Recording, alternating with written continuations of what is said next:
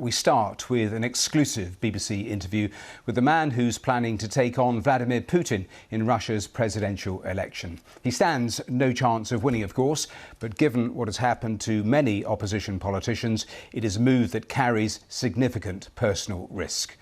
But Boris Nadezhdin is an anti-war campaigner who's now got over 150,000 signatures from members of the public, which means he's passed the threshold which allows him to stand as a candidate. We'll talk to him live in just a moment or two. First, though, let's get more from Olga Malchevska in the newsroom. Tell us more about how he's managed to get enough support in a country where criticising Russia's special military operation can result in a jail sentence.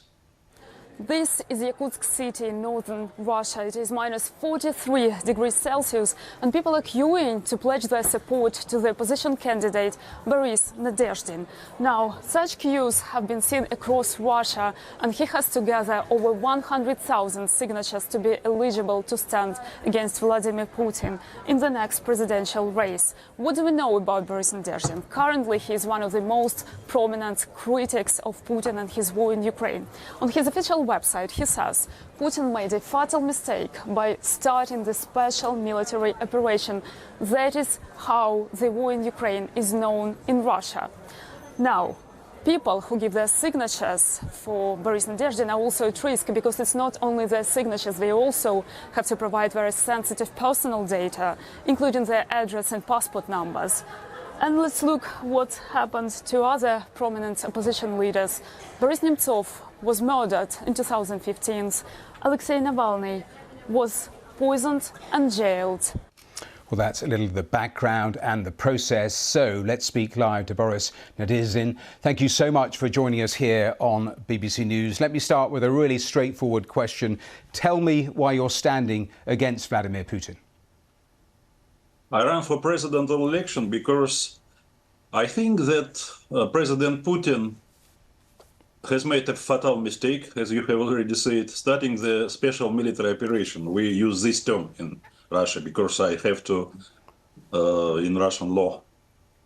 And second, the main problem is that Putin sees the world from the past and drags Russia into the past.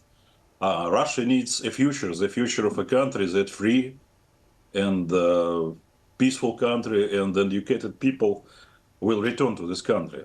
Because, you know, a lot of people away from Russia from the starting of this special military operation. So it was the main reason for me to start my campaign against the politics of current president.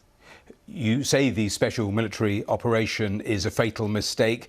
How much unease is there amongst the public opposition to this war? Is it possible to say?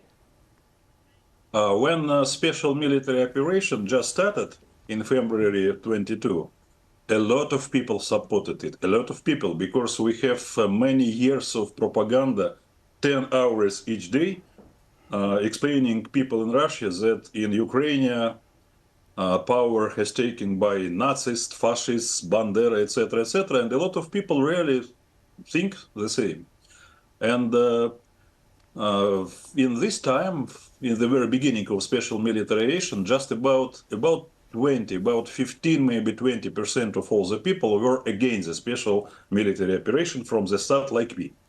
But now the situation has changed dramatically, because after about 2 years, a lot of people understand that life in Russia became more complex. We have less and less food and drugs in our stores and shops, and the price is higher, and a lot of people died. A lot of people died. And briefly on this, I read that a lot of mothers of soldiers fighting in Ukraine are supporting your campaign or have contacted you. Is that the case? Yes, of course, because you should understand that I'm a councilman for 33 years, from 1990. I'm councilman in my city of Dolgoprudnoye, where I'm now. And of course, it's my electors, it's my voters. The soldiers and the mothers and the wives, they're my voters. And we have about 300 people taken to this special military operation from my city. And of course, I have to contact with them. And I started contact with them a year before, and now they became a very big activity.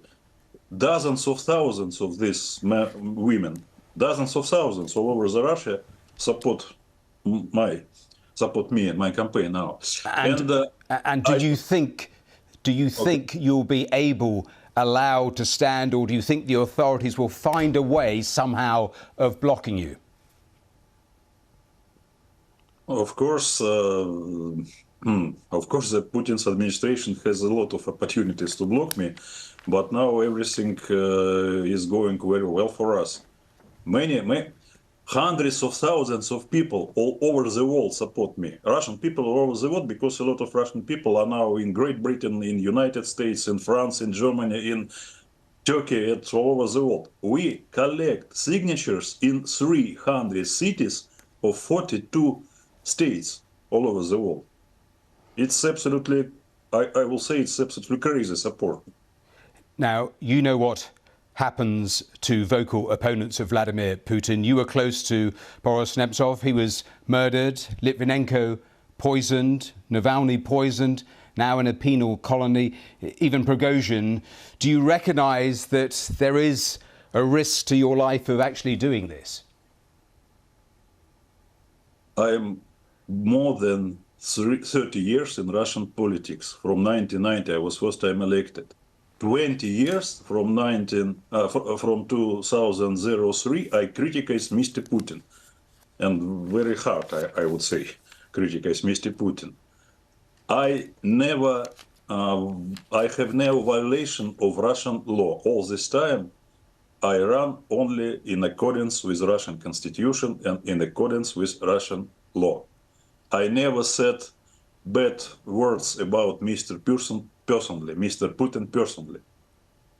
But you know what has happened to Alexei Navalny. All of those around his campaign talk about the trumped up charges. You said to our producer, now it's not the time for fear, but isn't exactly the time for fear? Isn't your family nervous, worried, startled by the potential of what could happen here? Frankly speaking, in the start of my campaign, I have declared that I will run for president in July on the meeting of Central Election Committee, because I ran for governor of Moscow Oblast and I was out from this campaign. It was court, etc., but I declared in July. And frankly speaking, my family was not very glad first time. But I say to my wife and I say to my children, I have 4 children, some of them older, some of them 10 years, etc.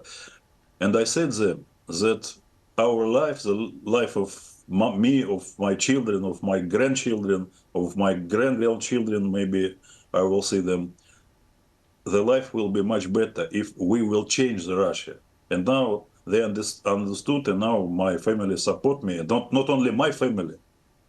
Yeah, I think millions, dozens of millions people in Russia support me, really. But briefly, they were scared when you told them what you plan to do?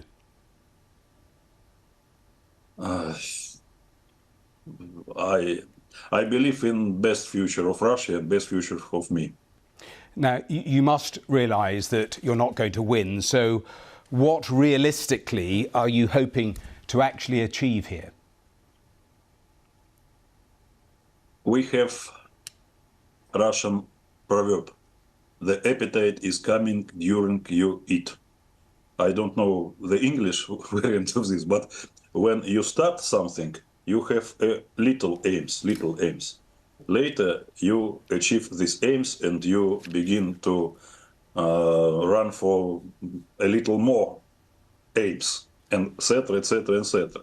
2 weeks before, when we start collect signatures, nobody can believe in Russia and abroad that we will collect several hundreds of thousands of signatures. Nobody believe. And so I think that my aim is to change Russia. Maybe I will not be elected the president in 7th of March this year, maybe, but I should have the best result, because I know exactly. We start the speech that just 15 or 20% was against the special military operation when it started, really. But now, much more. The majority of Russians wants peace. The majority of Russians wants peace. It's absolutely. I talk with people. Yes. I visited many cities in Russia and a lot of people coming, hundreds of people, big crowds of people speaking with me on streets and on meetings, etc. A final question then. You say you hope this will start the process of bringing change. What change do you actually want? And a final point, because Vladimir Putin has been in power since 2000. He would argue he's restored Russia's position in the world as a global power, a real influence. How would you describe where Vladimir Putin has taken Russia?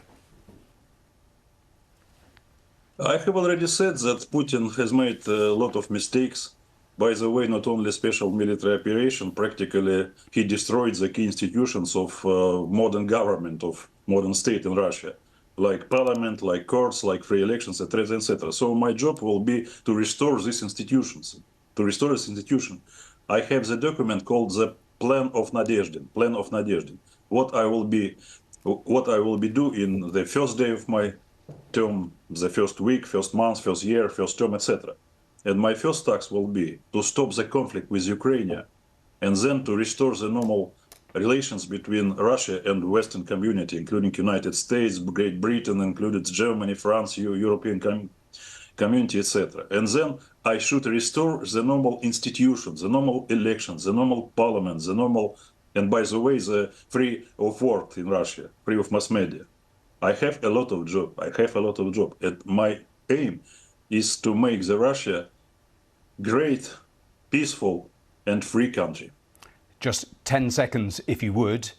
If Putin wins, as everyone expects, what then? I'm not sure that I will win this time, but I'm absolutely sure that Putin will not rule the Russia 6 years more. Absolutely sure. Because more and more people each day understand that he drags Russia in this track of militarism, in this track of authoritarianism, track of isolation. This track killed the Russian Empire in 1917. This track killed the Soviet Union in 1991. And more people understand that we should be away from this track to the white road of normal life. Boris Nadezhdin, thank you so much for taking time to speak to us here on BBC News. Thank you so much. Bye, thank you.